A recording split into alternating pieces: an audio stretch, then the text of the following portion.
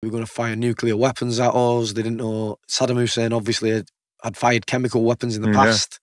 So we were carrying all our chemical warfare equipment, all our respirators at all times. Yeah. And you could see them over your head going shh above. And you don't know if they're landing where you are. You don't know if they're landing. You don't know where they're landing. Yeah. And we're looking out the window, and at this time you can see the rounds coming within like 5 meters of the helicopter. I don't know if you'd have seen it on the news. It was like on the news when the lads they booted the doors open for the palace. They drove a tank through the palace gates and all that. And there's the big statue of Saddam Hussein. Yeah. So that's where I lived there for like a month.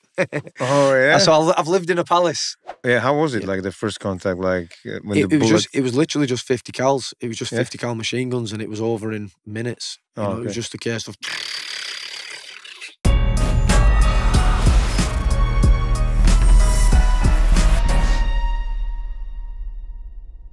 Tento podcast nahrávame v štúdiu podcaster.sk, ktorý sa nachádza v Bratislave na Greslingovej ulici v krásnom umeleckom priestore Artelier, ktorý je tu rovno za dverami, kam môžete prísť, malovať, dať si dobrý drink, koktejl a vychutnať si to na teraske, ktorá je tu vonku prostred mesta.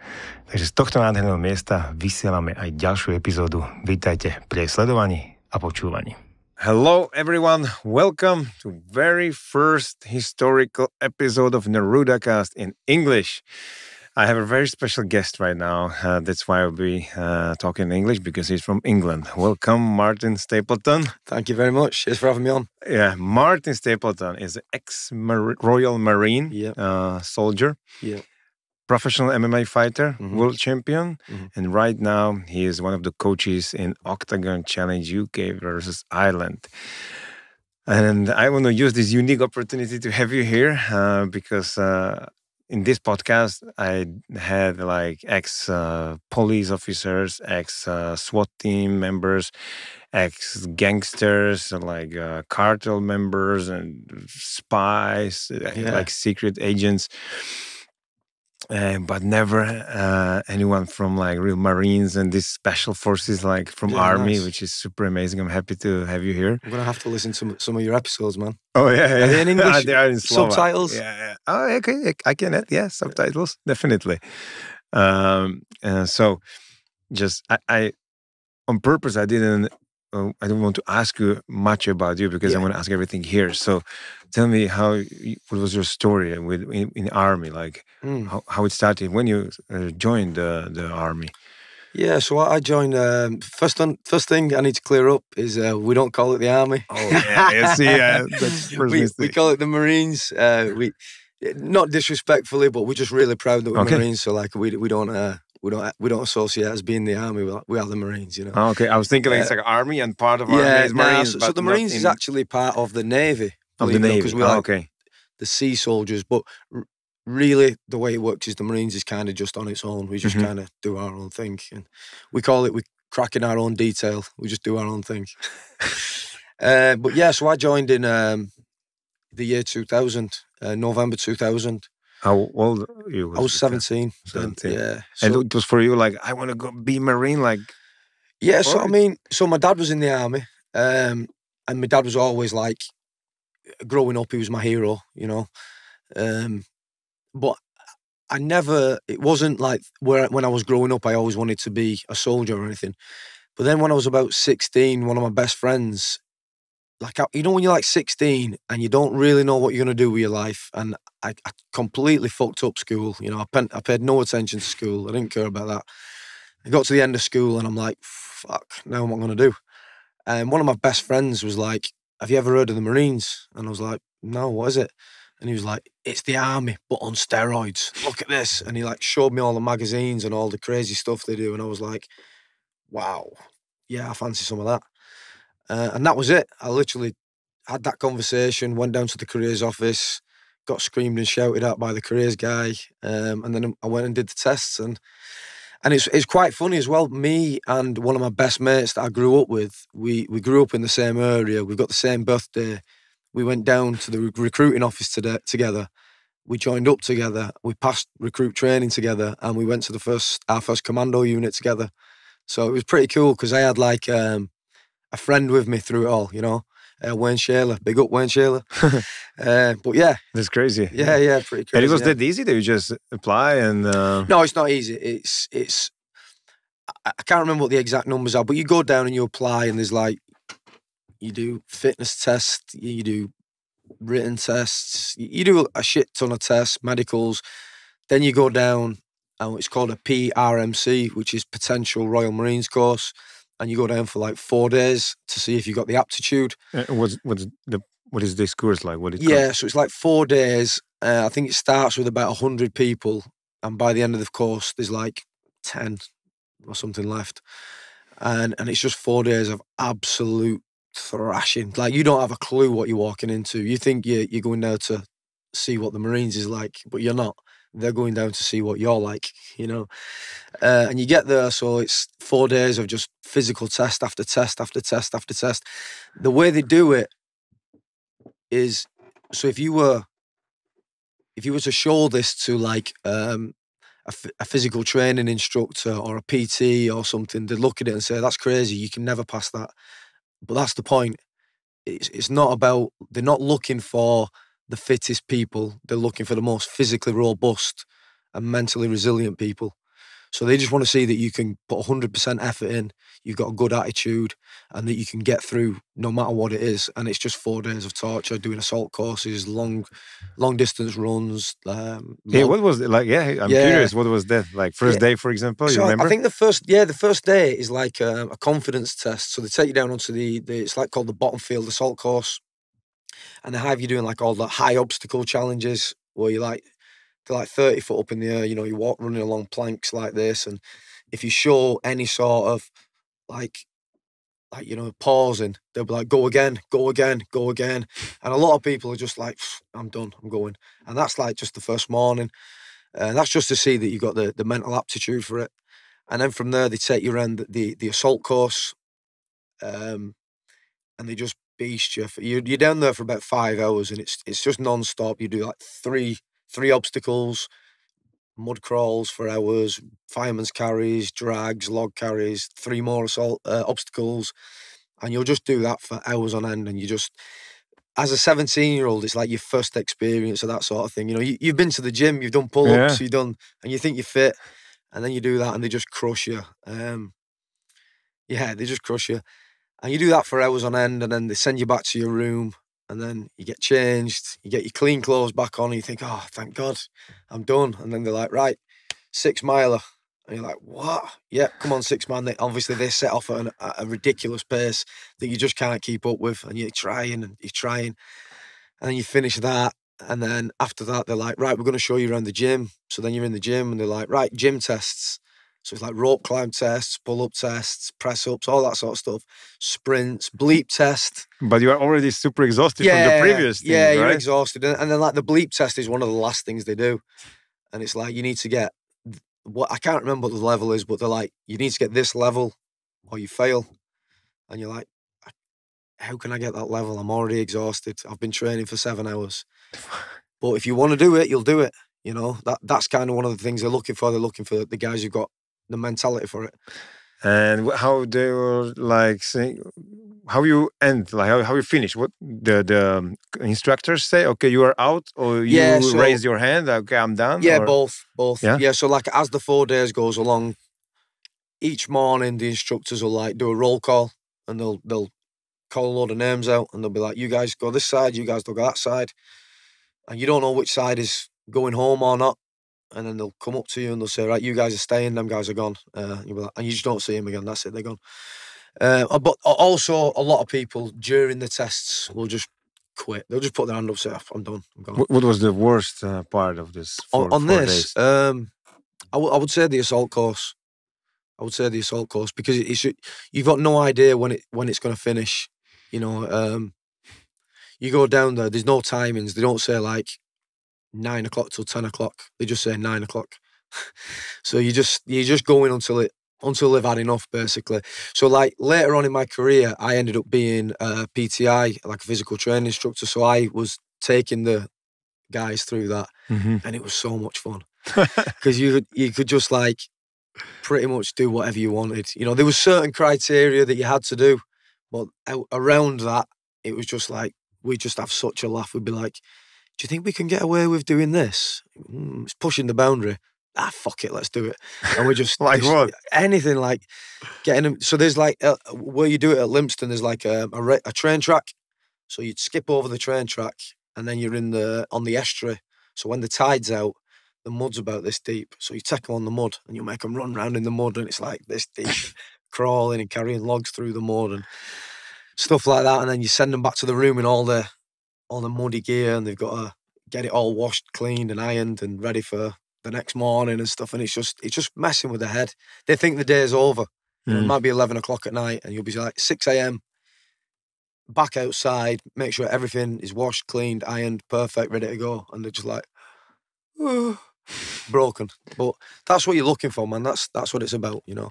It's like, is there also like the sleep deprivation? Like you sleep time, just few hours, right? Yeah, big time. And something like I was watching in TV like this, because it's Marines. So is there something like you need to do some tests underwater or something, or is later on in? Yeah, I mean, so on the particular part we're talking about, the PRMC, yes, you do swim tests. So they'll put like equipment on you, so like webbing. It's like your assault kit. It's about 20 pounds of equipment and a rifle, and you'll jump off the diving board. I think it's like a 10-meter diving board or something. You jump off, and you're in combat gear as well. And then you'll swim a length, swim back, and you got to tread water for like 2 minutes. And then while you're in the water, you've got to take all your equipment off and pass it out without touching the sides, so you can't hold anything.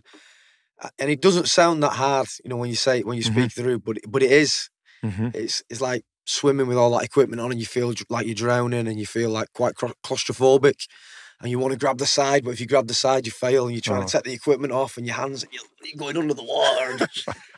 Yeah, it's pretty cool. It's cool. And you had some moment when you was like close to quit, like, or yeah, I think everyone has them moments very often through the 4 week for the 4 days of that. Yeah, I think every day there might have been 5 or 6 moments where I'm thinking, crazy, this is enough, man. Yeah, and plus you're only young at that point. You know, you've not received any training at that point, so you've not been prepared in any way. It's just you've just turned up. And after this course, like it was like in, or there was another. Yeah, so then if you pass that, then you qualify to begin basic training, which is 32 weeks long. So you take that 4-day course, times it by 32 weeks, and then you can imagine what basic training is like. Yeah, it's crazy. Yeah. Oh my God. And what was those 32 like? Yeah, so for me, when we started out, like I got down there, and I was quite young. I was pretty skinny. I wasn't really. I matured quite late. I was quite skinny until I was about early 20s, you know. And when I got down there, so when you first get there, you live in a big room with like 70 of you in one room. So just like guy, you know. 70? Yeah, about 70 people in one room. They do it for a reason, you know. It's all, everything's worked out for a reason. There's nothing left to chance there, man. It's a good place. And when I first got there, being so young and skinny, I'm looking around, and there's guys like this, and I'm looking around thinking, I'm never going to make it. The guys that were there, they looked like what I thought Marines were going to look like. Oh, okay. And I'm looking at myself in the mirror thinking, I don't belong here, man. I'm not going to pass this, you know. And then we started doing our first, so like for the first 9 weeks of basic training, all your PT is inside the gym, because they want to like build your stamina, build your tendons. They don't want to, if you were to go straight onto the assault course for 32 weeks, everybody would break. Oh, okay. Everyone would be injured. So the first 9 weeks, they build you up in the gym. And I wasn't very good at that. I didn't shine very well in them 9 weeks. I always felt like I was at the bottom of the pack. And then as we started to go on to the assault course phases and the tactical phases, and then towards the end you do your commando training, that's when I started to shine, because I started to realise like it's not about just physical strength, right? And it's not even about who's the fittest, it's about who won't quit. It's not about who's the best, it's about who's got the best attitude, you know. And what is the best attitude? Being able to receive information, being able to apply the information, being adaptable, being able to change. You know, if someone tells you fucked up, being able to accept it and then do what they tell you to the next time. A lot of people don't have that. You know, a lot of people, you tell them you fucked up, you've done this, you've done that, they take it personally. They're like, oh, fucking do. And then they get inside their own mind and they refuse to make a change. Fixed mindset. And those people don't really make it. You know, they fall to the side. But that, I kind of felt that was, as we were going along, I kind of found my place with that because I didn't really have much ego. You know, I did. Obviously, I was younger. Everyone has, yeah. Everyone has ego. The difference was the guys that were instructing. So, like, I had a specific guy called Stevie Prosser. This guy was an Arctic warfare instructor. I think he'd done 13 tours in the Arctic. He was a legend. He was an animal. And to me, he was what I wanted to be. You know, when I looked at him, I was like, fuck, man, if I can be half as good as him, I'll be happy with my life, you know? Yeah. So when he was bollocking me and telling me, Stapleton, you fucked up, blah, blah, and all that, to me, it didn't bother me. I didn't take it personally because I'm thinking, I'm getting advice off the guy I want to be. Okay. You know? So, yeah. Because they were like testing you, right? Many times. Even you sometimes didn't screw something that much, they make sure you screw something. Yeah, so you, okay, finding your bottom, right? Yeah, they make sure that this is the thing, right? This is the thing. They can always find something you fucked up on. And like, we have like some example? Because they'll, like, so for instance, let's say you're in the field. Let's say you're on a field like training exercise and you're in the field for a week, right? Every morning, so it might be a tactical exercise, right? But every morning it'll go, you call it non-tactical, and you'll have to lay all your equipment out and they'll come and inspect every bit of equipment you've got and it's got to be immaculate. So even though you've been, the night before it'll be pouring down with rain, you'll have been doing navigation at night and you'll be caked in mud and your weapon, you've been firing all night and every bit of equipment you've got is a mess. The next morning it has to be immaculate, you know. And you might finish at midnight and your kit muster might be 5 a.m. So you got 5 hours. In that 5 hours, you've also got to do sentry, you know what I mean? Sentry, like on guard. Oh, yeah. Because it's tactical. So someone's got to be on guard. So you might have to do 2 hours on guard. So then you might have 3 hours to clean every bit of equipment you've got. Clean your rifle, immaculate. It's an impossible task. And clean yourself and sleep. And clean yourself, yeah. So it's like, the way it works is you say, my rifle, my equipment, my feet, myself. So that's the order. You clean your rifle first, because obviously that's the most important thing. Then you clean your equipment, then you look after your feet, and then yourself. What does it mean, your feet? Your feet. Yeah, I understand. What does it mean? Like, look after your feet, because that's your mode of transport. So you have like dry shoes or dry your feet out, pop any blisters you've got, take off any skin if you've got an infection in there, sort it out. Interesting. New socks on, dry socks. Try and reorganize your lace. Sort your feet. But interesting. If you imagine if you're in the field for a week or 10 days, you're on your feet for them whole days. Weather, like, it's always wet weather. It's England. In England, it's fucking always wet weather. It's literally always wet weather. So if you don't look after your feet, you're no good to anybody. So my point is, there is always something that they can find that you haven't done right, because it would be impossible to do everything right. Of course. So you get up in the morning and you're like, yes, I've put the effort in, I've done it, I've put 100% in, and they'll look over you, but just because they want to test you, they'll find something and they'll go, what the fuck is that? And it'll be like, let's say something like this. It doesn't mean anything, and it'll have a little bit of mud on it, and it makes no difference. And for that, you're going to spend the next hour getting punished. You know what I mean? God. So there's always a way they can find.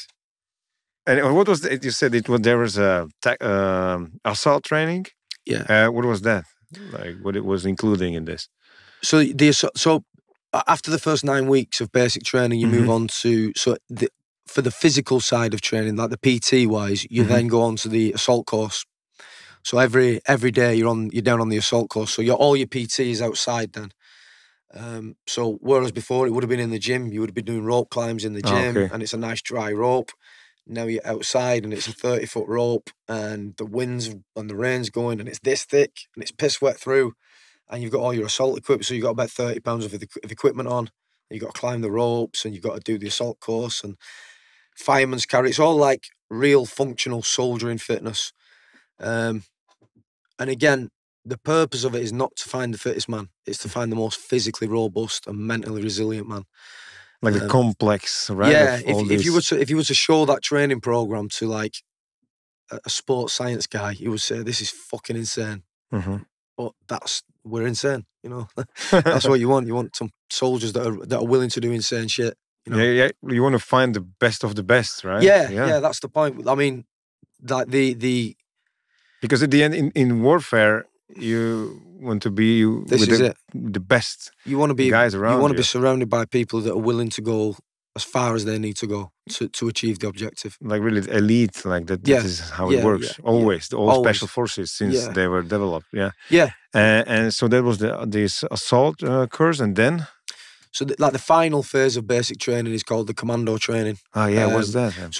The full name of our regiment is the Royal Marine Commandos. So we wear the green beret. So anybody in the British military, if they want to wear a green beret, they have to come and do our commando course. Okay. So they get commando training. How long is that? I think like a couple of weeks, right? I think it's about 8 to 9 weeks. Okay. Yeah, 8 to 9 weeks.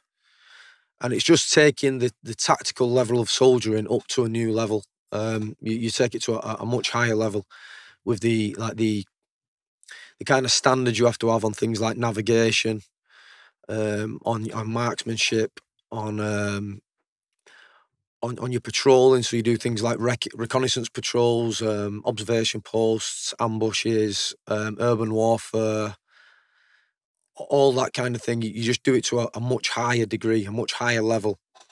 And then it culminates on the last week in what we call the commando tests. So the commando tests are the final physical tests you do before you earn your Green Beret. And they've been the same. I think it's the only part of the military in the whole world that they've been the same. They are the same now since they were in like World War II. Really? They've never changed. Yeah, the standards are the exact same. The tests are the exact same. They've never changed and they never will. Is it good? It's interesting that it doesn't develop through the time. Yeah, well, the purpose is it's not. So this is the physical tests. Yeah, okay. Like, to see how physically fit you are and robust. And they're like, obviously the tactical stuff develops with time. Yeah, but the physical tests. Oh yeah, okay. That stays the same. That's a standard is a standard, and we'll never deviate on that standard. And then during this course, like, what was your thing that would you like the most? Like, what did I like your thing? Yeah, sleep. No, I mean from the you said like urban warfare. Yeah. This kind of. So I think most people would say the same as myself, that it's like the urban warfare stuff, because that's like it's adrenaline non-stop. So like when you're doing maneuver warfare and attritional warfare out in the field, a lot of it is hours of boredom broken up by minutes of excitement, because you might go on a patrol and you got to sneak around the wood blocks and all that, and then you might be waiting for hours and hours in a position till the enemy come, and you're waiting in the pouring rain and you're freezing cold, and the enemy come and the attack takes 5 minutes and then you've got to extract. Mm-hmm. In the urban warfare stuff, it's all excitement. You know, it's you're in the door and you're going through a building, and it's very kinetic, non-stop, and then you'll come out and you'll have a debrief, like, you fucked this up, you did that well, this was good, that was bad, change this, do that, go again. And you're doing that constantly. And so I think everyone would say that's their favourite bit, because it's exciting, constantly exciting all day. The other thing that's good about it is it's mostly dry, because you're in buildings. Oh, yeah. You know, it's mostly dry. And I think even for us as a modern human, it's like well-known territory, city, right? Yeah. We live in cities, so that's where we feel good, but it's different in woods somewhere or water. That presents its own challenges as well. So a lot of what you would do in urban warfare scenarios, if you imagine, it would be sort of like counterinsurgency. So like you said, most people know and live in cities and built up areas. Therefore, most people are quite well equipped and resourceful to defend cities and towns. So it means that the tactical level of soldiering has to be always the highest possible standard, and it has to be always developing, because as our tactics become better, the enemy's tactics become better, and ours become better, theirs become better, and it always goes like this. So yeah, I would say that was probably my favourite part. Yeah. Oh, cool. Yeah, I can imagine. Yeah.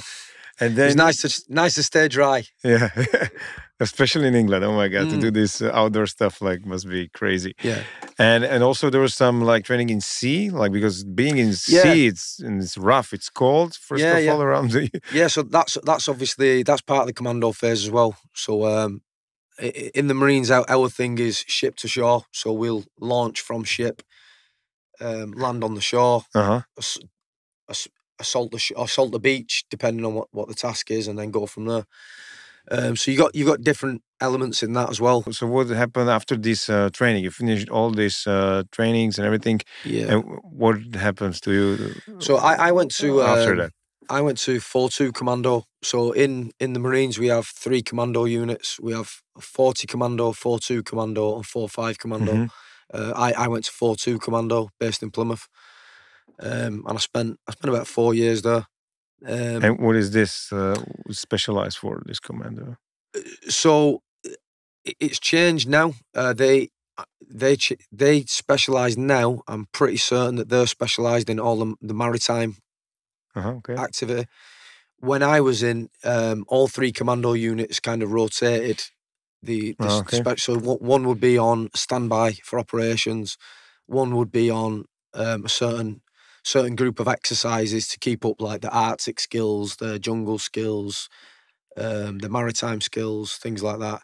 And you do like 2 years. Each unit would do 2 years rotation on each thing. So when I joined 4-2 Commando, our first operation, when I first joined 4-2 Commando, we went straight out to America, to the Rocky Mountains, and we did. It's an exercise that was called Black Horse, and you would do about 6 weeks mountain training in the Rocky Mountains, and then you would do 6 weeks desert training in like one of the deserts, I think in California, and then you would get 2 weeks off in Las Vegas. Oh yeah, baby. I cannot imagine like this. Yeah, you didn't see normal people so long, and suddenly you are in Vegas. And the thing was, when we got the time off, obviously September 11th had just happened. The Twin Towers had just happened. So when we were in America and we got some time off, all the American public at that point were like really patriotic. And when you speak to them, you say, we're British Royal Marines, we're out here training. They'd be like, thank you. And it was a good time. It was like a really... I can imagine. It was like a really fun time to be in the US as a soldier, yeah. And what was your role in unit that time? Then my role was to carry whatever the fuck I got told to carry, because I was the new guy. Yeah, mule. Yeah, so my role at that point was I was the new guy. It was just I was the dumbass at that point. So my job was like, put that in your bag, put that in your bag, put that in your bag, and just carry it. Yeah, I was the new guy then. So my job was to just nod my head and say, "Yep," and do whatever I got told, and just and pick things up and learn off. Oh my God! After all you went through, you are still the new guy. Well, this is the thing. So we things. always say in the Marines, you're always climbing a ladder. So you climb this ladder, and then when you get to the top, you start at the bottom of another ladder. Oh my God! And that's how it goes, and that's your career. And the second you get to the top of a ladder, you get to the bottom of another, and that's it. And at least you stay humble all the time, right? Yeah, you just got to accept it, and that's the way it is. And you keep learning and growing, and keep getting bollocked. And when was your first like operational? So my first operation was when we got back from America, and it was actually in Northern Ireland. And then you was like they moved you to a different country or operational activities. So we finished our 6 months there, and it would have been late 2002, and we got back, and that's when things were heating up with Iraq.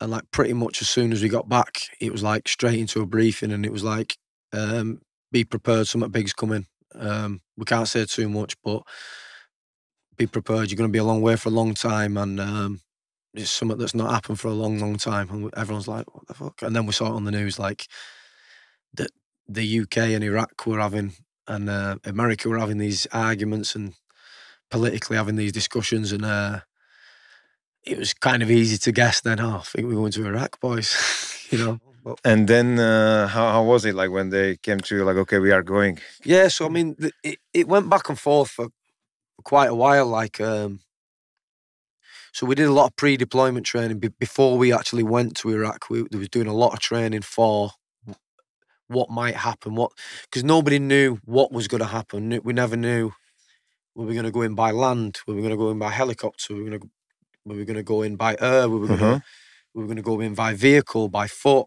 Was it going to be hostile? So you trained all of those? Yeah. All the scenarios? All scenarios. And it was like, it was a little bit, if I'm honest, it was a little bit Mickey Mouse at the time. Because the British forces had not been to war for 10 years since the last Iraq. And even that was a very short war. I think it was like 6 weeks in total. Yeah. There wasn't a lot of ground fighting going on. Before that, it was the Falklands, which was in 1982. The kit and equipment we had was pretty Mickey Mouse back then, you know. It's a little bit of a joke. And no one knew what was going on, so everyone was coming up with the best ideas. Let's do this, let's train for this, let's practice this. And as the guy at the bottom on the ground, you're just getting fucked around from pillar to post. Do this one day, do that the next. And you're like, fucking hell, what is going on? But then all of a sudden it was like, right, pack your gear, guys, we're going next week to Kuwait. Say bye-bye to your families, write your letters, you know, your death letters and all that sort of stuff. Oh, really? Yeah, there's such a thing? Yeah. Like before going to war, you... Yeah, so you write a letter. You don't have to. You're advised to. You don't have to, but it'll be like, write a letter to your family for if the worst happens. So how was it to write this letter? Like, I can't remember, if I'm honest. I don't know if I don't know if I wrote one. My mum, if I did write one, my mum will probably still have it. I can't remember if I wrote one or not. It was not like, oh my God, when they will be reading this, it means I'm that. To me, I wasn't in that mindset at that time.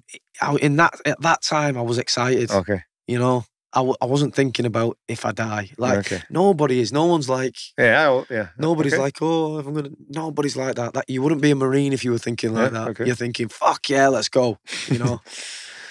So yeah, it was that. And then we flew out to Kuwait,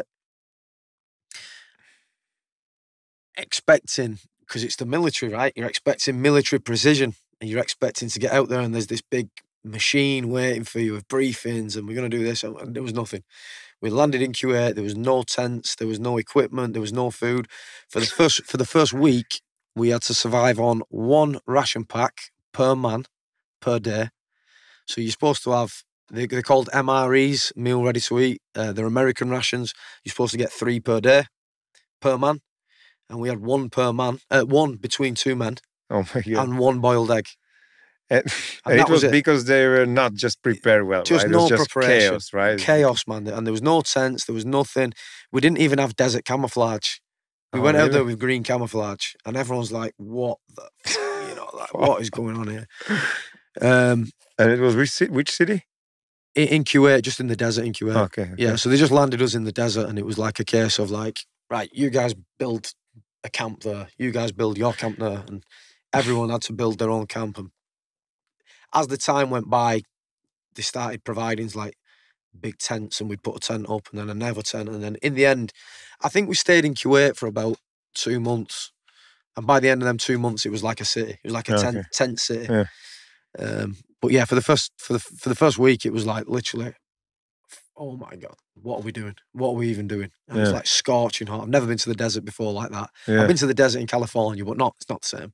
Yeah. And you're like, wow, like, there's nowhere to get out of the sun. You know, there's nowhere to get out of the heat. Right. Yeah, it's pretty crazy. And then, it was probably closer to. Yeah, so it was just a case then of training because again, we still didn't know what the plan was going to be. We still didn't know what was going to occur, or if there was going to be a peace agreement made or whatever. And we didn't know if they were going to fire nuclear weapons at us. They didn't know. Saddam Hussein obviously had fired chemical weapons in the past. So we were carrying all our chemical warfare equipment, all our respirators at all times.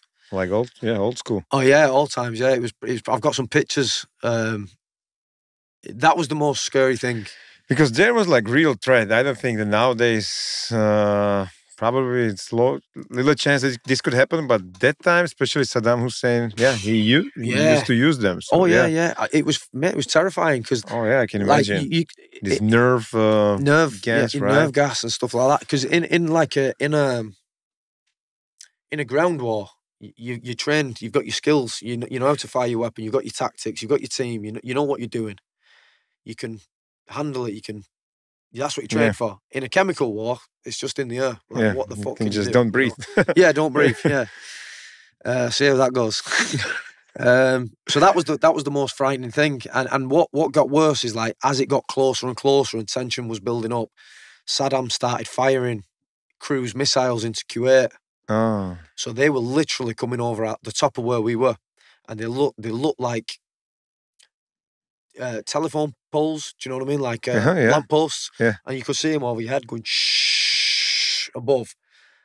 And you don't know if they're landing where you are. You don't know if they're landing. You don't know where they're landing. Yeah. You don't know if you've got chemical weapons on them or anything. So you'd hear them in the sky, and everyone's going gas, gas, gas, and you'd all put your respirators on, and then it's gone. Oh, thank fuck for that. Crazy. And then you relax for 10 minutes, and then another one would come.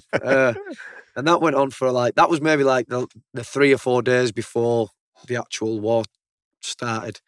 That started. But that was pretty fucking terrifying, that bit. And it was just a case. And I'm curious how the war started. Like there was like I'm imagining like some warning.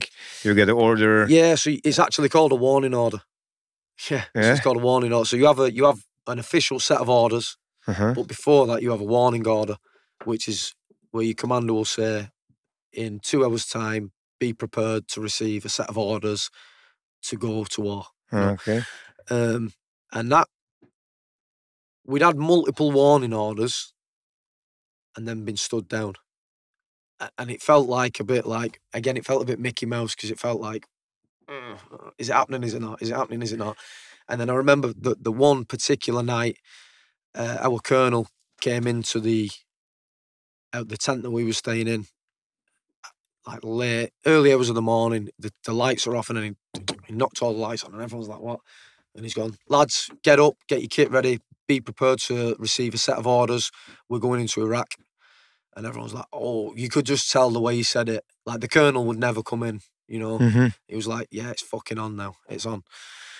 And that was it from there. So then we received, obviously, a few hours later, that's when you started, your arsehole's going 5p, 50p, 5p,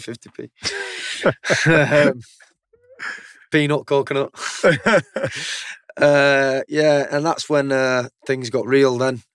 And you knew it was going to happen then. And again, like, you're a young man. Right, yeah. And you think you've got a set of balls. You think you're up for it. And at that point, you start questioning whether you're up for it or not. You know what I mean? At that point, you're thinking, why can't they just work it out? Why can't we just have peace? You know, yesterday, you're like, come on. But then when you find that, it's like fighting. Everyone wants to be a fighter. But that when the runner comes backstage and he says to you, you're up next, you're fighting, all of a sudden it's a different feeling. Yeah. It's like, oh shit, it's really happening. Yeah. It's the same, but like on a different scale. You know, it's the same, but on a bigger scale, yeah. And how was it? Where we went? Like, I'm super curious. Like, when it starts, like, can you imagine where you crossed the line? My company was, I was in M Company from 4-2 Commando, and my company was one of the first companies. Everybody says my company was the first on the ground. I don't know who was. We were one of the first. And we went in by helicopter. So they took us into the middle of the desert, and you line up in what you call sticks. So there'll be like a line of guys like this, like 2 guys, 2 guys, 2 guys, 2 guys. And you've got all your equipment, all your guns, all your ammo, everything stacked up, ready to come. And then the helicopter will land, and then you'll all run onto the back of the helicopter. The back door, so it's like a Chinook. Oh, okay, like big one. Like a smaller version of a Chinook. I think they call them Froggers or something like that. It's like an American one. And yeah, you line up, you run to the back of it. The back goes up, and then when you feel that helicopter lift off, it's like, oh no! And then obviously you fly into Iraq. You cross the border. And there's no way back, right? Yeah, and it's pretty scary at that point because you can see in the distance, at that point, it was in the distance. You could see in the distance all the Iraqi anti-aircraft weapons firing up into the sky. Because obviously there was like the RAF and the American Air Force dropping bombs in and stuff. So the Iraqi anti-air force weapons were trying to shoot them out of the sky. I think I remember this first footage. It was on CNN. Yeah, and I was looking at that firsthand, man. Yeah, so these lights just going up the sky. Literally. So you're flying and you're looking out the window like this and you're just seeing... And you're like...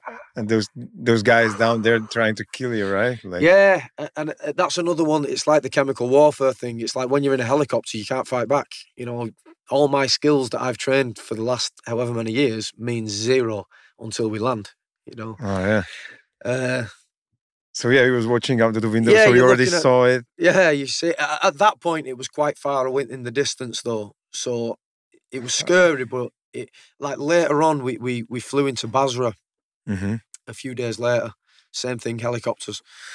And when we did that, me and one of my best mates were like, we had a window about this big and we were stuffed like this up to the window. And there was way too much equipment, way too many men on the helicopter. It was like overcrowded and we're like this against the window. And we're looking out the window and at this time you can see the rounds coming within like 5 meters of the helicopter.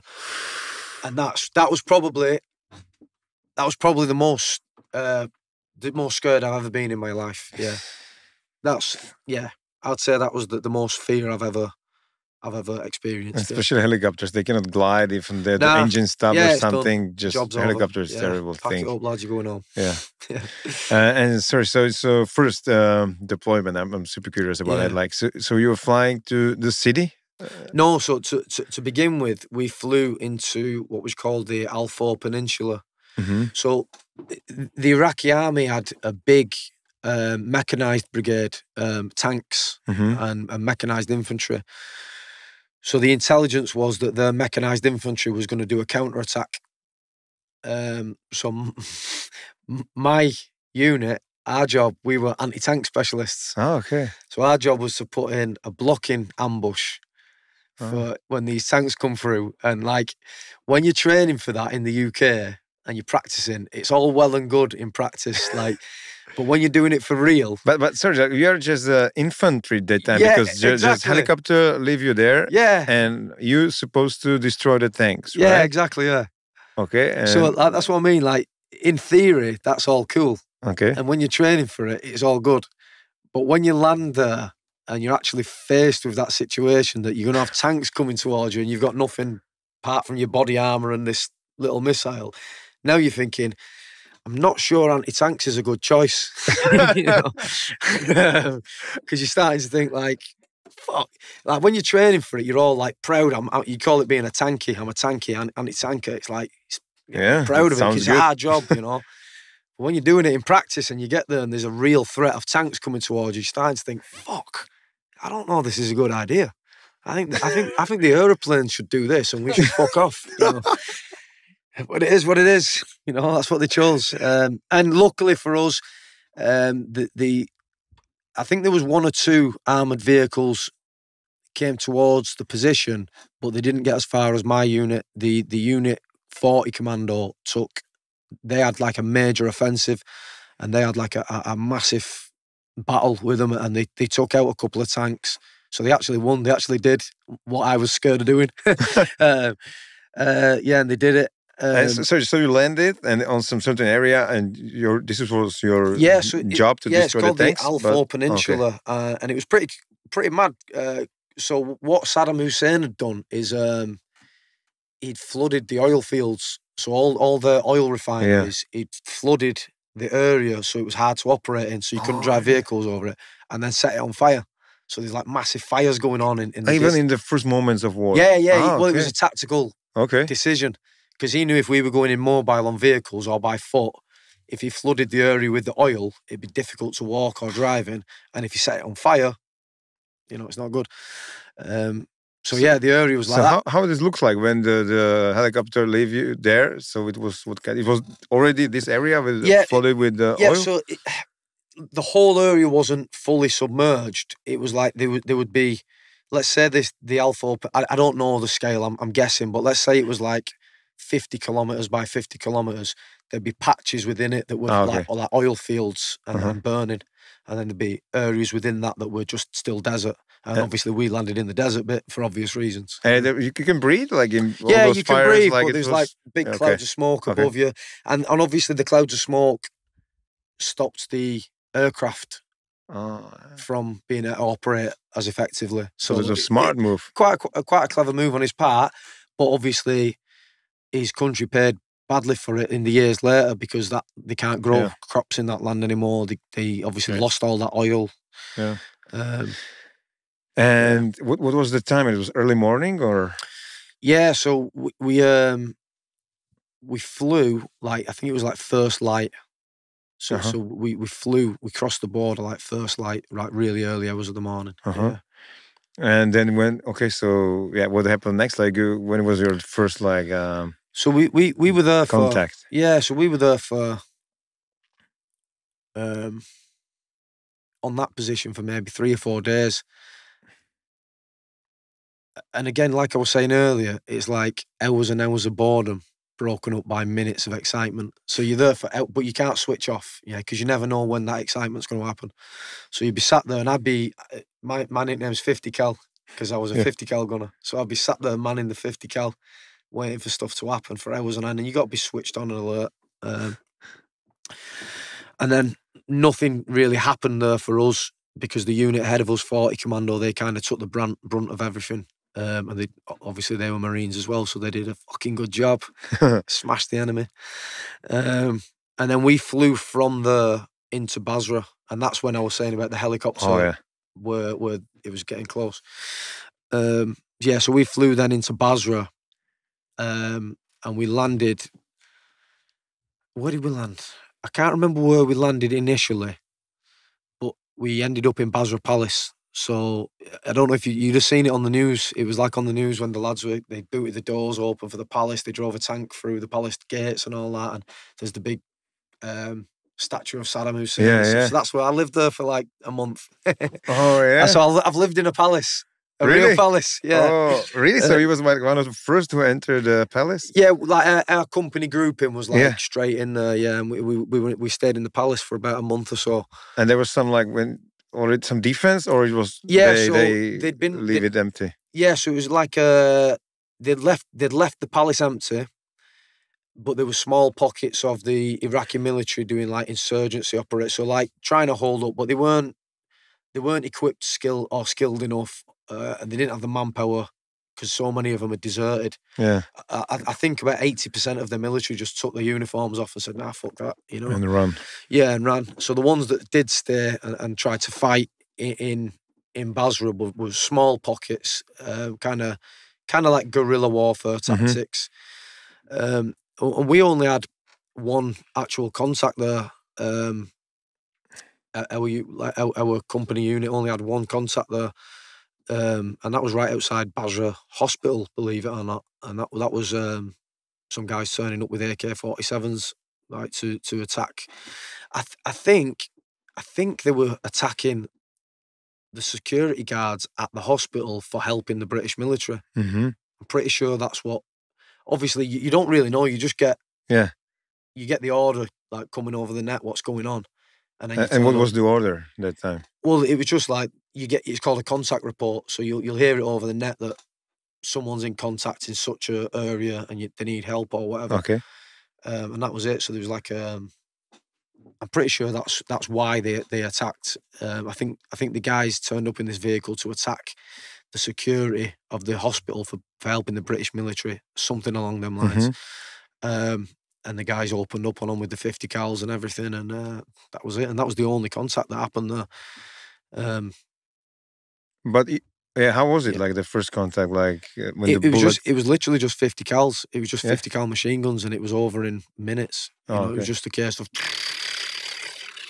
and we had tactical advantage because obviously our training was much superior to them guys. And, I think when they made their attack, they underestimated how well defended the area was. They didn't know that we had guys in rooftops everywhere and machine gun positions that had 360-degree arcs and stuff like that. So as soon as it started. Yeah, basically, probably they don't have any tactics. Yeah, right? as soon as it started, it was over, kind of thing. And how was that? How was that palace? I'm curious. Like it was like because we heard a lot of stories like gold weapons and I don't know what else. Yeah, like, there was all that kind of stuff there. So there was all like gold and silver tea sets, and there's loads of artifacts, and there was a lot of like precious stuff there. But like the commanding officer was like, right, bring it all in, secure it. We can't steal this. This is not for us. We're not thieves. This belongs to the Iraqi people. Sometimes. So they put a strong, because obviously young guys, you want a souvenir, don't you? Yeah. So, you'd have been like, oh, I'll have that. But it belongs to the Iraqi people. It don't belong to us, So the commanding officers were very strict on that, Yeah, that's right. Anyone caught stealing would be in a lot of trouble. So nobody did, nobody did. Cool. Not that I know of anyway or heard of. Yeah. And then the other thing was like weapons. Right, yeah, this sounds super cool. Because there's AKs everywhere, there's firearms. There's beautiful golden or whatever. Everywhere, so like, I didn't see any golden ones, but like as we went in the war in Iraq, we raided so many positions that had just been abandoned by the Iraqi military. Mm-hmm. So there's like hundreds of weapons all over the place, everything, mortar rounds. We actually came to one position that we raided, and the Iraqi military had left it, and they had mortars set up, mortars, and they were set up aiming back at their own people in Qasar. And when we spoke to the people, they were like, yeah, they used to fire them at us. And we were like, why? And it was because they were Sunni Muslim. Oh, yeah, Shia. And the people in Qasar were Shia Muslim. And they said, like, they would fire them at us if the villagers didn't do what they said or whatever. Because there's a big divide in Iraq between the Sunni Muslim and the Shia Muslims. So when we actually turned there, that like people can say what the fuck they want, but I saw that with my own two eyes. So it is what it is. I don't really care. On anyone's opinion, I saw that, but yeah, they were actually aimed back at their own people. Crazy. But like I say, because there were so many weapons, everyone's like, oh, I'll use that later, I'll take this for later. So like I had like loads of Iraqi grenades and an Iraqi pistol and stuff like that. And then like before we came home, the commanding officer was like, right guys, weapons amnesty, we know everyone's got this and that. Tomorrow morning, anything you've got, make sure it's here. And then we'll do a search, and if anything's found, you'll be in trouble, but it's amnesty today. And the next morning we turned up and there's like 3 weapons. So he pulls us all in and he's like, lads, I know you've all got these weapons. Put the weapons there, one more chance, or else there's going to be a next morning with her. There's like 4 weapons. Okay. And then he's like, last chance, lads. He's like, right, that's it. We're going to do a search of everything, equipment, bags, everything. Tomorrow morning, 0600. If you get caught, that's it. You're going to get kicked out. The next morning, the pile was like this. It's like, everyone was trying it on, like, Yeah, you want this souvenirs. I can imagine that. It is what it is, isn't it? It's a lifetime memory. You wanted to be the guy that gets home and say, look, I've got an Iraqi revolver or whatever. Yeah, sure. Yeah. It's in every war. Of course. Yeah. It is what it is, isn't it? Yeah. It's fun and games. Yeah. And then you have there's some serious situations there in Iraq, like something like this. Not particularly on that tour. No, it was for a war, an invasion of a country. It was quite. We had air superiority. Obviously, our air force did an extremely good job, and also the Iraqi military crumbled. It wasn't. It was fast, right? Like very fast. Yeah, it was fast, and it was over. It was in the subsequent years afterwards that it really kicked off. So, like when the Shiite uprising was in about 2004, 2005, when it became a lot more almost like paramilitary, because the Shia Muslims would be attacking the Sunni Muslims, and the Sunnis would be attacking the Shias, and they were blowing up each other's mosques on a daily basis, and they were doing raids on each other's areas. And like I went back the year after, you see, on like a patrolling operation. So we were based at where was I based? It was called Shaiba Logistics, because it was like a logistics base out in the desert, and from there we'd patrol into different areas. And we kind of went all over Iraq. Then we did a lot of time in Basra and Qasar and them southern sort of areas. But we also went right up north, just on the outskirts of Najaf and them sort of places. And in that time period, that there was times of that where when you were patrolling through Basra itself, there was just streets of cars that were on fire and tyres burning in the road as road blockades to slow you down so that they could attack you and stuff like that. And then every night, well, not every night, but pretty often, we went from Shaiba Log Base and we stayed back in the palace for a bit, and we stayed right on the river. What's the river called now? Is it the Shat Al Arab? Yeah, I think it's the Shat Al Arab. Oh, yeah. I think it is. Yeah. Yeah, really? And where we stayed, there was a peninsula on the other side. So pretty much very often they'd get to that peninsula and they'd open up on you with machine guns, or they'd fire mortars or rockets across at you. So there was actually more conflict for me and my unit personally when we went back the year later than there was on the actual invasion during the war, which is pretty crazy, right? You'd think it would be the opposite way around, but no, that's the way it went. Yeah. Yeah. Actually, I heard from another people who was there, Similar. in army. Yeah, the first people were kind of happy that you liberate them from Saddam Hussein, right? Yeah. But then all these problems between Sunni and Yeah. And you left for 1 year. You went back to England, or because the Afghanistan started, right? Yeah. Right after that. Afghanistan started. Afghanistan was already started. And for you, when it started? But I went to Afghanistan much later on in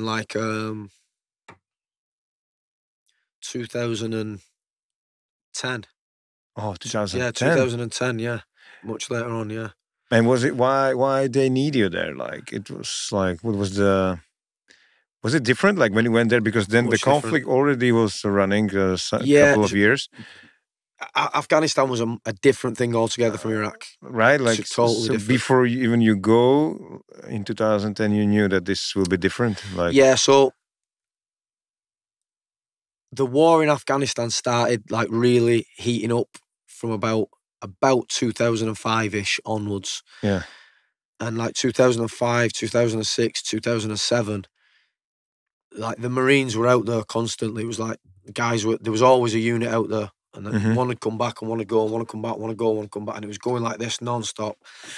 And every year when they come back, it was it's getting worse, it's getting worse. It's getting the first, maybe 2005, guys was coming back saying fucking hell, that was heavy. We were fighting quite. And then the year after, lads were coming back and you could see it in their face and their eyes. They were a different person when they come back. And it got to the point where it was every month there was someone being killed. There was someone losing their legs, losing their arms, and it just heated up. And I think they made the decision in about late 2008, early 2009. They made the decision that they had to. So they had what they called the spring offensive. So every spring, the Taliban had put on offensive. So during the winter months, they'd calm down because it's cold and they're fucking soft. During the winter months, they wouldn't. It wouldn't be as they'd still be fighting, but not the same. And then every spring they'd call it the spring offensive. The Taliban, the sun would come out, the Taliban would fucking wake up and they go for it. So I think it was late 2008, early 2009. They made the decision that in 2010 we have to break. We have to break the back of them in 2010. Otherwise, the war's going to go on for too long. And we're not going to reach the objectives and all that sort of stuff. So 2010 turned out to be a very, very kinetic year. Yeah. And again, for me personally, again, I'm not saying this is the right attitude to have, but an exciting time to be there, Yeah. Yeah. So 2010 and you went there, so how was it? Where it started for you? So in Afghanistan, we were... So my unit was pretty much on its own. It was so good. It was. I want to be careful with what I say. not everybody had the same experience as I did, right? So some people hated it because they had a really tough time, or they lost their friends and they lost their arms or their legs, or they've got PTSD from it or whatever. So when I say for me, it was exciting and it was like one of the highlights of my life, I want to make sure that I get the point across that I understand that my experience was different to other people's experience, and I don't want to offend anyone that doesn't feel the same. Do you understand what I mean? Yeah, I understand. Because I've got a lot of friends that have got PTSD and things like that. The operation I went on was a lot different. So the operation that I went on, we were kind of in our own place, and my unit we kind of had our own objectives. So we'd go out on our own operations, very much on our own terms, kind of thing. Like not really being told what to do by anyone above us. Oh, really? Yeah, very much so. Very much autonomous. Okay. And we'd go into an area, we'd do our operation, and then we'd extract, and then we'd go to another area. Some of the guys, for instance, if they were in an area like Sangin or Garmsir or something, their experience would be very different, because they would be in Sangin for the whole 6 months. Okay. So for 6 months, they would leave their patrol base, they would patrol Sangin, then they would go back to the patrol base, and then they do the same the next day, and the next day, and the next day. And every day they do it, the Taliban are watching them. So the next time they go out, they've put IEDs there, and they know where to ambush them from, and they know this and they know that. So their experience is a lot more mentally exhausting. Yeah, I mentally, like in every aspect, right? Like it's exhausting. Like it must be hard. Like if you know that there could be bombs somewhere on the ground, and someone is watching you constantly, and you have basically the same path. Yeah, that's exactly. And they're fighting the same guys in the same area, and they've got to stick to a certain set of rules where the Taliban don't have to stick to them rules. And they're doing that day in, day out. And I think at that time period, I think the statistic was 1 in 30 would die and 1 in 6 would get a life-changing injury. I think that was the statistic. And they were doing that day in, day out. So a lot of the guys, like from 4-2 Commando, from 40 Commando, that were there at that period, would have had a much more painful experience than I had. I understand. Yeah, but luckily yours was different. My experience. So what was your for me role? Yeah, was quite exciting. Yeah, so my unit, like I said, would go into an area. We'd be given a certain task in that area. We'd go and do that task, that objective or whatever. Like for example, what? And like what was your task? So there'd be two main sort of taskings. One's called F3EA, one's called FFI. So F3EA stands for find, fix, finish, exploit, and analyze. The other one would be find, feel, and influence. So it'd be like a mixture of them taskings. And in human language, it means. So one would be like where you're basically to summarize, you'd be going into an area where there would be intelligence to say that there would be certain Taliban commanders or bomb-making factories or whatever. Okay. You'd be given that as an objective. You go in there. Obviously, you wouldn't know if the intelligence was good or bad until you get there. So when you get there, if the intelligence was good, you'd end up into a contact, into a firefight with the Taliban. And then after that had finished, you would try and exploit as much intelligence from the area as possible. So any computers, phones, like one of my particular job, one of my personal skills was like getting the fingerprints off weapons and stuff like that. Or I don't want to say the names of certain pieces of equipment we use, but we have certain pieces of equipment to like scan retinas of Taliban and upload it to the databases and stuff like that. I can't use the names of the equipment for obvious reasons. And then also to get a feel for the local population and see if they were pro-Taliban or against the Taliban, and try and influence them to see if they would engage in discussion with like the peace process, the British forces, the Afghan special forces, the Afghan government, trying to get them engaged and trying to get them to give us intelligence about the Taliban to lead on to further operations. You get, and then after that finished, we'd come back, we'd reset, tell our stories, have a few beers, and then go again. This is what I mean. So the other guys, they wouldn't get that kind of break. Some of the other guys, they'd be patrolling 24/7 for 6 months. So that is different every time, different, and you probably go by helicopters or sometimes helicopter, sometimes vehicle.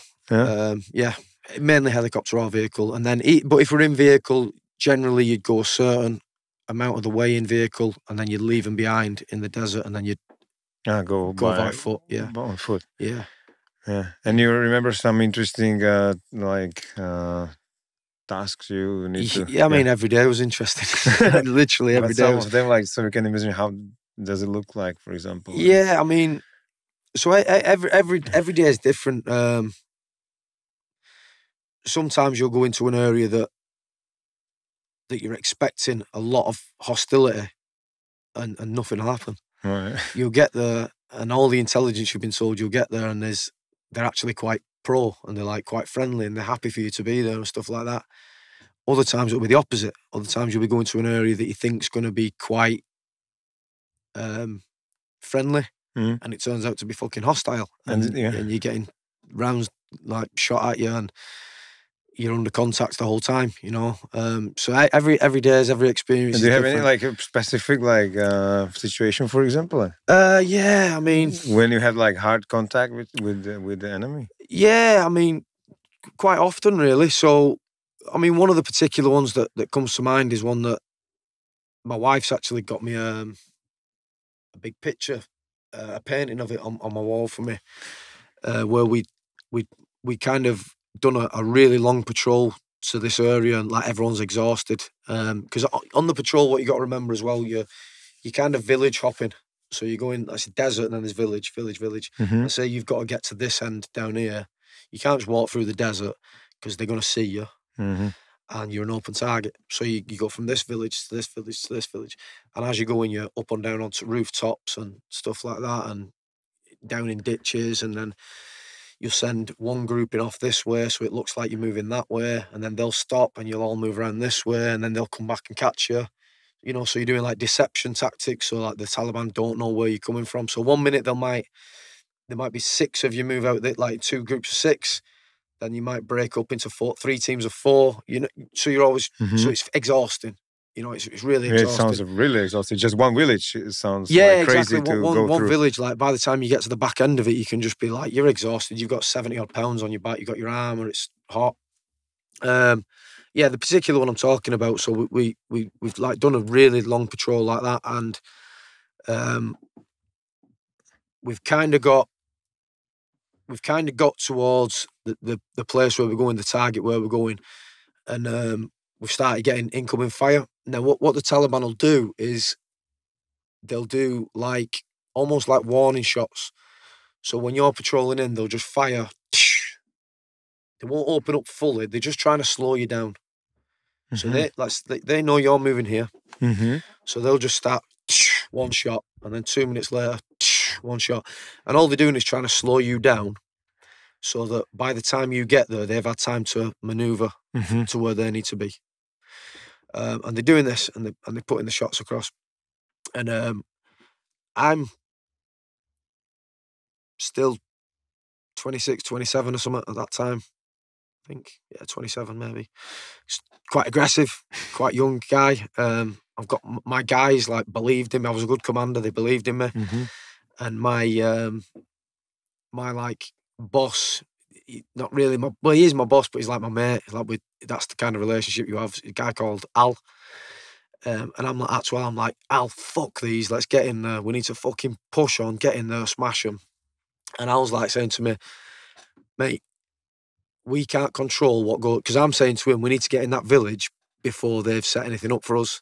And he's saying to me, mate, we can't control anything that they do in the village, but we can control our movement to the village.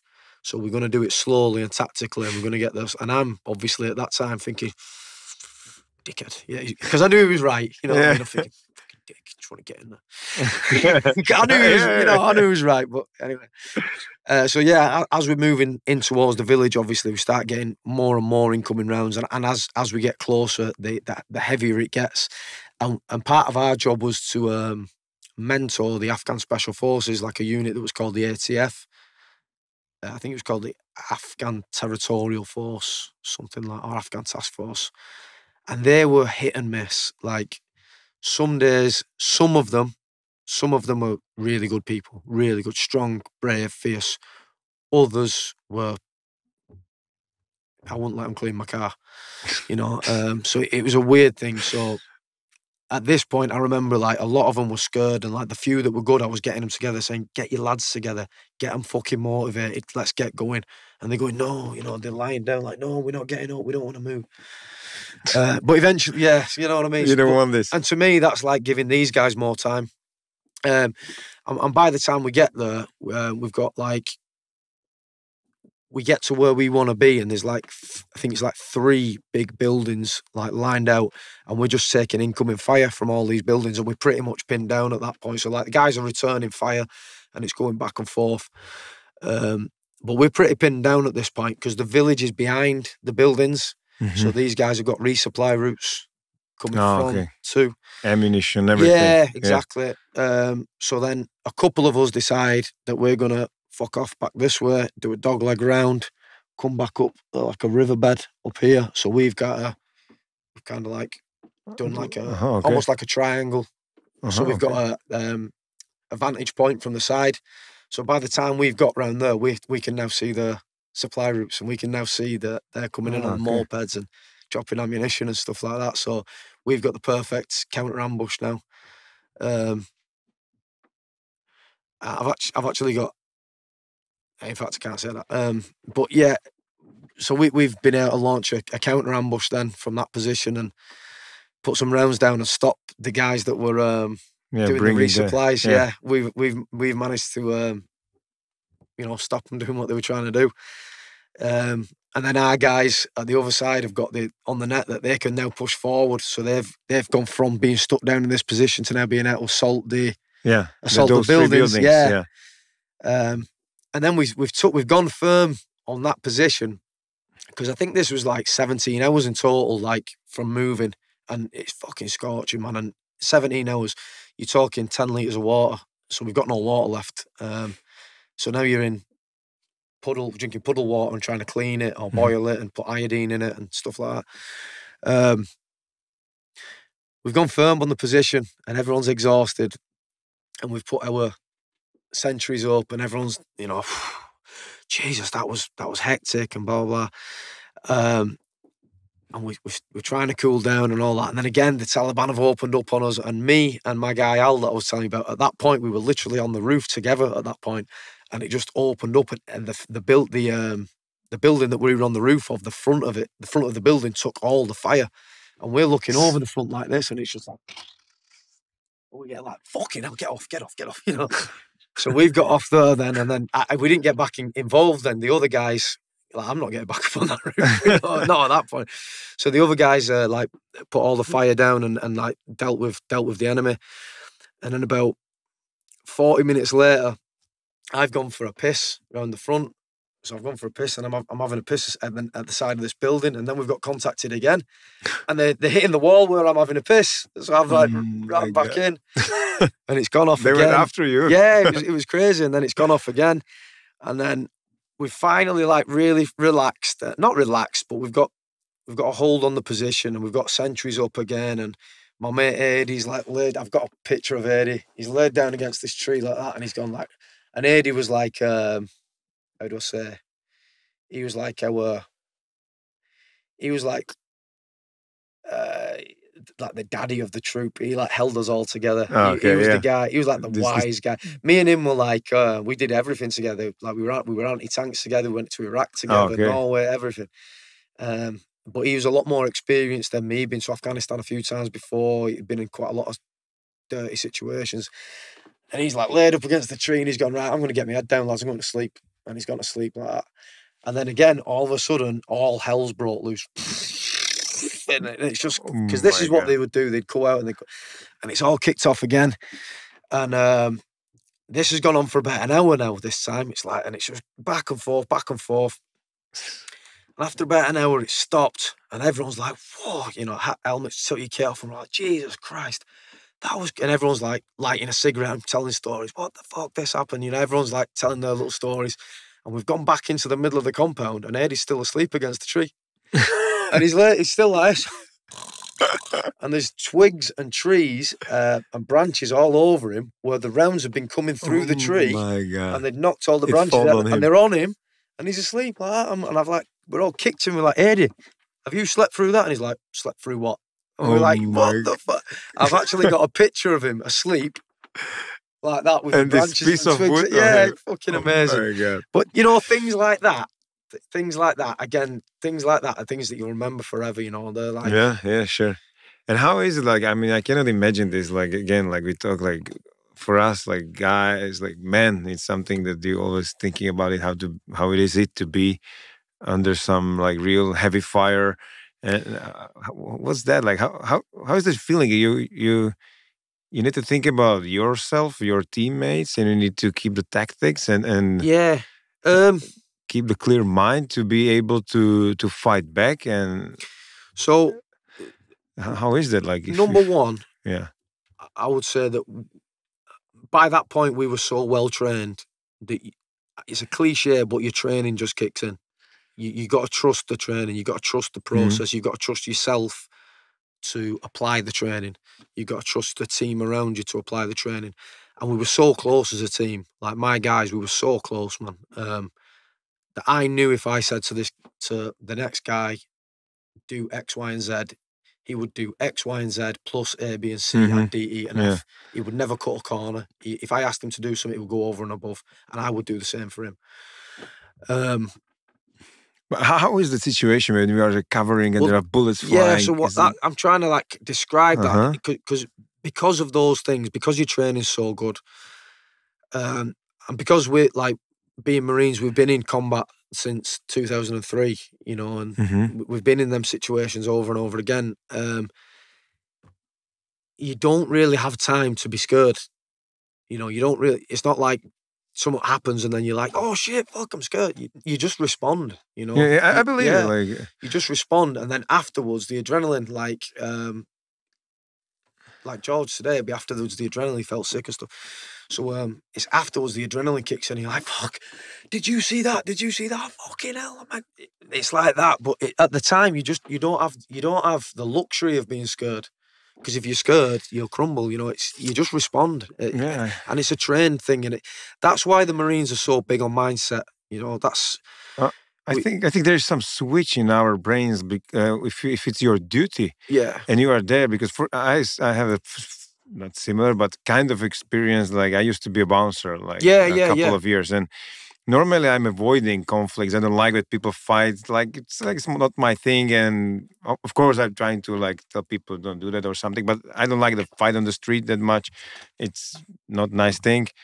But somehow when I was at work, I didn't even think about it. I just ran straight in the middle of the fight. Yeah, exactly. Because you didn't have the luxury to be scared. Yeah, right. Somehow it was like different. I was curious about myself. Like how come I was thinking... Yeah. In a different way. Yeah. And I was thinking, okay, because it's your duty, it's nobody else who is responsible, just you. It's your responsibility for all of this. Yeah. So I can imagine it, but still I'm curious, how is that feeling? Like what is in your head when the bullets are flying? You're just really thinking about, okay, I need to tell guys this, that, organize them. The training kicks straight in, the tactics kick straight. You're so well drilled at that point, you know, that especially like us guys in the Marines, and paras and, you know, the units we were in. The infantry, like, when I'm saying the Marines and the paras, I feel like I'm being a bit disrespectful to the army guys because they were under contacts constantly as well, and they were fucking good soldiers, man, and they were so well drilled. But like from my experience, the guys I was with at that point, we were so well drilled. We trusted each other so much. We were so skillful.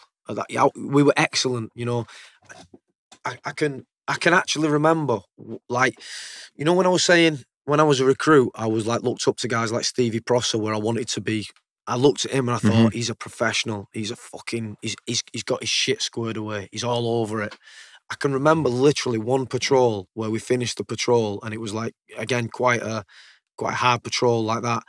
And I finished it, and I remember sitting back, and the first time in my whole career where I sat back and thought, fucking hell, I'm all over it. I'm all over it. I know what I'm doing. I'm a proper, do you know what I mean? Yeah, it was the first time I had the feeling where I thought like I'd done everything right. I could respond to anything that came up. I can literally remember it, and I just felt like. At least I'm curious, like, were there situations like it was really super hard to handle them? Like that moment, maybe it was like doubting yourselves, or it was like really critical? Yeah, a little bit, because you got responsibility on you. Like, because I was like, so I was a corporal then in Afghanistan, but I was in command of about 20 men. So normally a corporal would be in charge of 8 men. But on the operation we were on, you'd have about 20. So it's quite a lot of responsibility, and obviously it's a lot of lives. Yeah, sure. I don't want to be. It's on you, like, to make decision. Like, I don't want to be telling somebody's mum that they're not coming home because of a decision I made. So this is crazy. You know, there is a lot of things like that. So let's say you come under attack, or it might not even be an attack. It might just be you've got to decide what route to go through a village, because there's IEDs in that village. There's a lot of things where you are making a map appreciation, or you're making a decision, and the back of your mind is saying, have I ticked all the boxes? Because there's certain procedures we have, like certain protocols, and they'll be like, do you know what I mean by mnemonic? So no. They'll be like, for instance, I mean, you're like a word. What they do in the military, they'll give you a word, and every letter stands for something. Oh, okay. Do you get what I mean? Yeah. So like one of the things is the word pre-war. Okay, so P stands for something, R stands for something, E stands for, and you'll go through that mnemonic, and if you go through that, you know that you've done that, everything right for that procedure. So there's a lot of times where you're making a decision, like, you're getting on the radio, let's move to this position or whatever. And in the back of your head, you're thinking, did I do everything right? Have I ticked all the boxes? Have I gone through my mnemonics? Have I gone through the procedure properly? Am I taking the right amount of risk? Am I taking too much risk? Because like I say, you don't want to be that guy that loses your mate's leg, loses your mate's arm. And you ever lost men in your unit? Yeah, we did. So I've got these 2 poppies here are for two of my friends that passed away. One of them is, I know his mum won't mind me mentioning his name. It's Mark Birch. I've named my son's middle name is Mark, after Birchie as well. He was lost not while I was there. He was lost on a different tour when I wasn't there. But he was one of the guys I was in Iraq with, and at 4-2 Commando, and in the Arctic with in Norway and stuff like that. Really good friend of mine and really good guy. And then on the particular tour we were talking about, we lost another gentleman. I'm not going to say his name because I don't know how his family would feel about it.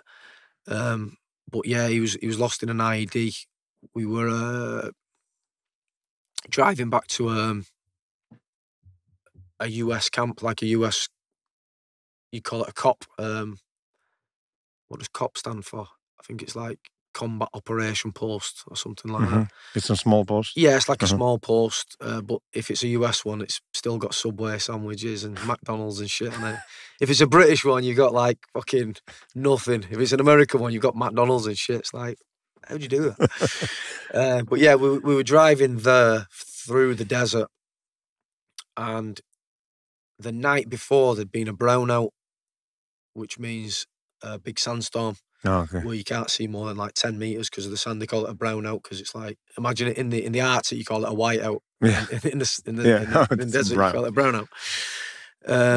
So like the night before, or the last couple of days anyway, there'd been a brownout, and the procedure is when there's a brownout, the local unit would then go out and sweep the area for IEDs, because obviously when there's a brownout, the Taliban will come in and they'll put IEDs because they can't be seen. Your night vision doesn't work because it's a brownout, so they'll put IEDs. And we were told that the area was clear and that it had been checked for IEDs. Now it probably was. I'm not saying they didn't do that. Or they did the job wrong. You can't get everything right all the time, or else it wouldn't be war. I'm not pointing any fingers at anyone. I'm just setting the context. As we drove in, one of the vehicles about 100 meters or so in front of me drove over an IED, and obviously it blew the vehicle up, and we lost one of our guys. Yeah. It's terrible. Which for me was my lowest point in the military. Yeah, definitely my lowest point in the military. Yeah. And in that moment, like when this thing happened, like there were probably more people in the vehicle, right? Yeah. Yeah. And all this happens. So what's supposed to be your reaction at that moment? Because you need to like somehow protect the place, right? Because in case of enemies somewhere. So what the Taliban will do a lot of the time is they'll lay an IED. They'll also lay secondary IEDs. So if you hit this IED, and they know that you're gonna get out of the vehicle to put a perimeter out, so they'll put other IEDs where they think you'll do a perimeter. So then someone else goes on and gets blown up. The other thing that they'll do is they will put an ambush over the IED. So if you hit this IED, you get blown up. When you settle down in your position, their ambush will already be set so that they can take you on from there. Neither of those things happened, fortunately. So you made a perimeter anyway somehow by some rules and it's try very to hard, help mate. them? It's very hard because what happens is you've had an IED go off and you know one of your men is critically injured. So your natural reaction is you want to get as fast to him as quickly as possible to help him. But you can't, because you don't know if there's more IEDs on the route. You don't know if there's secondary IEDs. You don't know if there's an ambush waiting for you. So even though you know that they're critically injured, you've got to be tactical and you've got to clear the route as you go.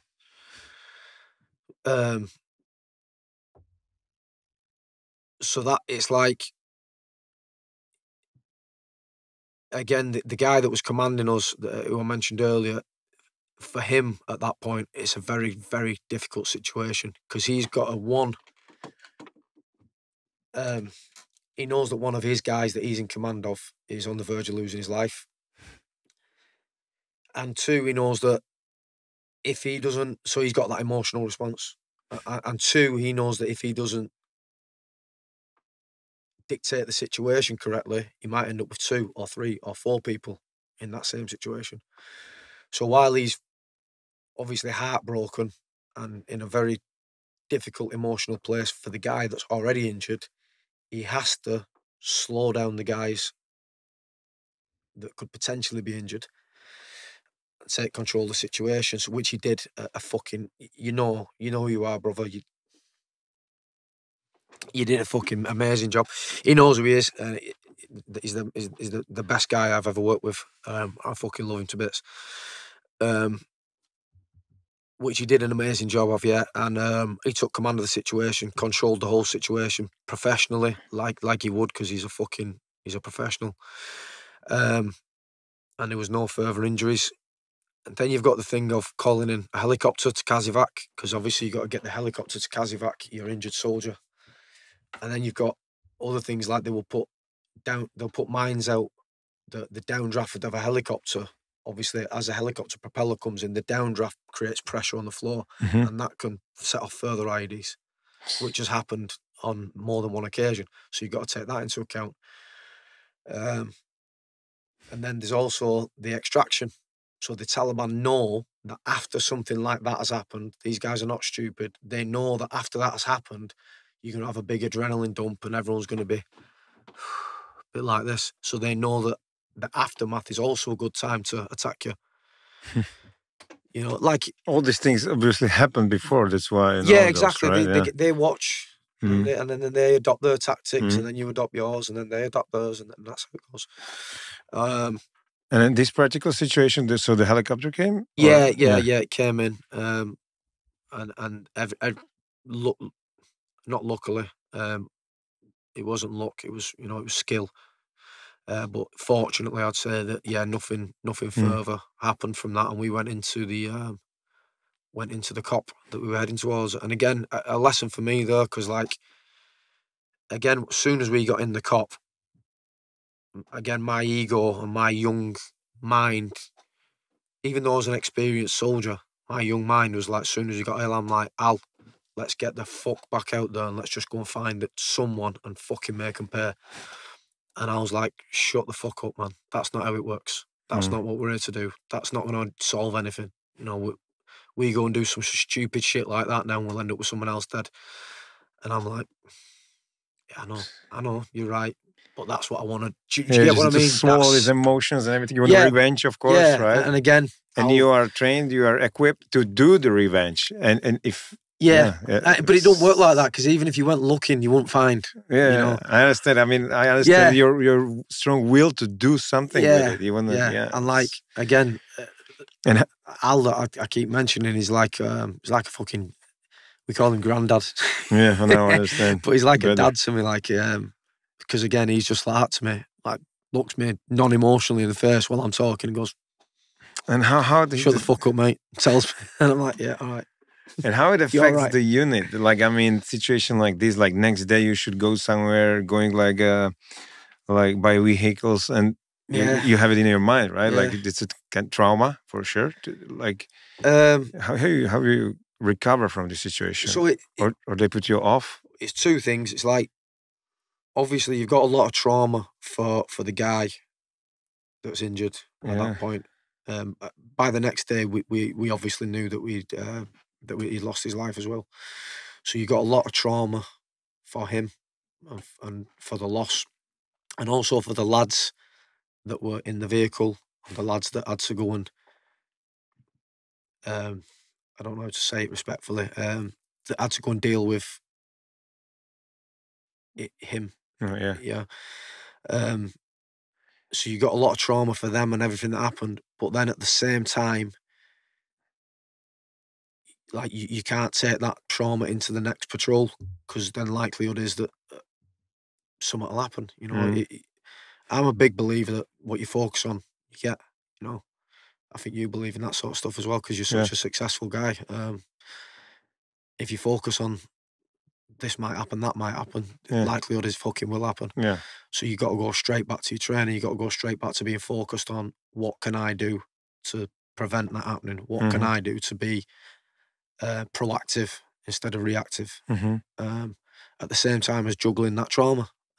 So it's fucking difficult. That's why you're Royal Marine Commandos. That's why we are who we are. That's why that 4 days was the way it was. That's why the basic training was the way it was. That's because if that shit wasn't in place beforehand, we wouldn't be able to respond that way. Yeah, we would just say that, or probably the words changed you, right? Oh yeah, without a doubt. Yeah. The best decision I ever made was to join the Royal Marines. Yeah. And how would you say the war changed you? You come back different person in... Yeah, I mean, it changes you in the short term and the long term. So in the short term, when you come back, it's weird. You obviously get to the airport and your missus picks you up in the car and you set off driving down the motorway. And for the last 7 or 8 months, every time you've been in a vehicle, you've been terrified that you're going to get blown up. So your missus is driving 70 mile an hour and you're like, slow down, man, slow down. Fucking, this is too fast. Do you know what I mean? Because because you're going slowly. You're conditioned, You've conditioned yourself to that. And isn't it you came back and because you lived in your own world with your own problems, which is super, super intense. I would say this is how you describe the situation. Bang on. How you're making the decisions. Every decision matters, right? Your team belongs on their lives belongs. Depends on you, and it's like this. You're living in this crazy world, super intense. Nothing else exists. It's small. Yeah, it's small. Your world is very small, right? But every decision is very big. Exactly. It means something. And you do that for X amount of months. And like I say, your world is tiny. It's 20 people and everything is intense. And extremely intense. Like the only things you own are the things that you can carry on your back. Yeah. You know, you don't have any luxuries, you don't have any externals, you just have what's on your back and that's it. Yeah, that's your life. And many decisions are like life or death decisions. Everything. Yeah. So when you drink water, so before you go on patrol, do I drink a litre of water? Well, if I drink it now, am I going to run out of water too quick? If I don't drink it now and we come under contact, am I going to be dehydrated?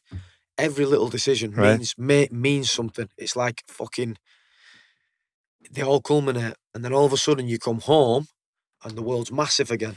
And you've got all your friends, all your family, you've got all the distractions, you've got your TV, you got this. And all of a sudden you feel like all the decisions mean nothing. Because do I take the bins out today or not? Who gives a fuck? Right. This is what I would ask. What do I eat for dinner? Who cares? Right. You know, There's should I watch this on people. TV? Should I watch that? And it's a hard thing to get your head around because you go from like, it's almost like you go from like a giant walking the earth. You're like, you and your men making extremely important decisions because you feel like it's us and no one else. It's just us. So all of a sudden you're a tiny little, you're like, you don't exist in the world anymore because it's just everyone's doing their day-to-day shit and no one really cares what next door's doing and the neighbours are doing and no decisions really matter and you've got really nothing to apply yourself to because you've got a month off work. And then all of a sudden it's like, I remember one point, so obviously I had a laptop that I brought home with like pictures and videos and stuff like that on. And I remember at one point, my missus said to me like, Stapes, you've been staring at that laptop and drinking cans of beer for about 6 weeks. What the fuck are you doing? You're not in Afghanistan anymore. And I was like, fuck. It like dawned on me. I was like, yeah, that's what I've been doing. I didn't even realise, you know. I did realise, but do you know what I mean? It didn't dawn on me that I'd spent the last 6 weeks like this. Like I was trying to live in the past. I was trying to bring it back to life on my laptop, watch it. And the world beer. You know. Yeah. Where everything I didn't want to let that go. You know, I wanted to still be part of that because I felt like I was part of that. I felt like that was my world that I lived in. And I didn't want it to go. I didn't want it to end. I wanted it to be. On one side, everything makes sense in that world, right? Yeah, it's us against them. It's simple. There's no snakes. Yeah. It's this team and this team. There's no backstabbing. There's no snakes. There's no fucking... I mean, if you come home and there's even like, you see advertisement on something like watch a new movie or I don't know, travel to Mallorca, it seems like so... Oh, you can't park there because there's a double yellow line. Stupid, right? Like, and I'm like, I can park wherever the fuck I want. Do you know what I mean? It's difficult to get your head around. And some people adapt faster and better than others, and unfortunately, there's the odd person that just doesn't adapt, and they really struggle as life goes on. You know? Like with the PTSD, right? PTSD. Yeah, a lot of people really struggle with it, and I understand why. You know, fortunately, I've not really had any struggles with PTSD. I think part of that is because I'm quite open with discussion and that's good. I'm quite open to talk about things. Say it out loud and somehow deal with it. I think that's part of it. But another part of it is because I've got really good friends and family back home. I've got some friends that I've been with since that big, and I'd fucking die for them and they'd die for me. And I'm very lucky in that respect. Not everybody has that. Yeah. You know, some people when they're in the military, that's all. They give up the civilian life and they just focus on the military. They never go home anymore. That's the new family. Yeah. That's the new family, you know, and they don't have the support network, and then it's fucking hard for them, you know. And for you, how long it takes to when you will say, okay, I'm back here in society? I don't know. I don't know. Yeah. Couple of months or weeks or months? What I would say is it depends on how long it takes you to set a new goal. Oh yeah. So if you don't set a new goal, if you're just kind of floating through life, drifting. Like I said, drifting without goals, you're just drifting around. And nothing. It could take fucking God knows how long. I was really fortunate that I was really lucky in my career in the military. I had a really good career. I had every job I had a really good job and a really good role. I had really good commanders all the time. Like, you know, you hear some horror stories of some guys like, this guy was a dick, he was in charge of me, he was shit. Yeah. Whatever. I had really good commanders the whole time. I had really good, like, you call it oppos, like, you know, your guys, you call them oppos. You had really good oppos the whole time. So I was really fortunate. And I was fortunate in the fact that I always seemed to get on whatever course I applied for. I seemed to get a position on the course. And, you know, and that kind of happened with Afghanistan again. Like, I came back from Afghanistan.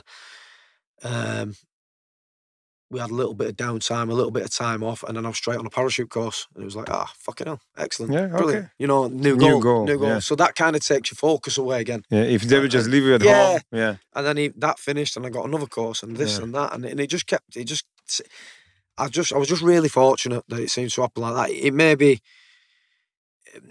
it could have happened another way, and maybe we wouldn't be having this discussion. Maybe my life would have gone a different direction, but I was fortunate it did happen that way, and luckily I am here having this discussion. Yeah. And there was not such a thing like people used to say, like have bad dreams or something like not for me, nightmares from nothing not for like me, that. no. Yeah, For a lot of people, yeah. So you are really fortunate. Very fortunate. For all of this. And again, I'd like to keep making the point that other people had different experiences from me. Some had better experience, some had worse. I can only talk from my experience. But yeah, for me, no. Luckily, I've not had that. And one point I would like to make is that for anyone that is out there that does feel like that they do get like PTSD, or they have had them feelings or them dreams or whatever, like that, that's not something that you're in control of. You know, that's your fucking mind playing games on you. That's like, that doesn't make you weaker or less of a soldier or anything like that, does it? Fuck that. You know, that's your mind playing games on you. So if you are in that situation and you are feeling like that, man, then we're all here for you. Anyone who's kind of been in them kind of situations knows and loves you and wants to help you. Reach out for the help if you need it as well, because, you know, people are there for you, man. Yeah. I'd like to make that point. Yeah. Thank you. Definitely. Yeah. Thank you. Thank you for sharing the story. It's crazy. Thank you for your service. Thanks, man. to making this planet a safer place. I hope so. Yeah, definitely. Appreciate that. And there's like a million questions I would like to ask and about your Arctic and things, but I think we will be here forever. Yeah, probably. Thanks a lot. It was Brilliant. Super interesting. Talk. Pav, thanks for having me on, man. Really appreciate it. Thank you. I wish you all the best. Yeah. Cool. See you in Octagon Cage. See you in Octagon. Yeah. Next stop. Luckily, I've not had that. And one point I would like to make is that for anyone that is out there that does feel like that they do get like PTSD, or they have had them feelings or them dreams or whatever, like that, that's not something that you're in control of. You know, that's your fucking mind playing games on you. That's like, that doesn't make you weaker or less of a soldier or anything like that, does it? Fuck that. You know, that's your mind playing games on you. So if you are in that situation and you are feeling like that, man, then we're all here for you. Anyone who's kind of been in them kind of situations knows and loves you and wants to help you. Reach out for the help if you need it as well, because, you know, people are there for you, man. Yeah. I'd like to make that point. Yeah. Thank you. Definitely. Yeah. Thank you. Thank you for sharing the story. It's crazy. Thank you for your service. Thanks, man. to making this planet a safer place. I hope so. Yeah, definitely. Appreciate that. And there's like a million questions I would like to ask and about your Arctic and things, but I think we will be here forever. Yeah, probably.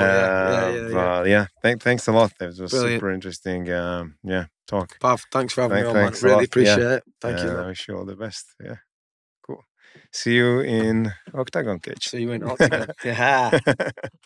Next stop.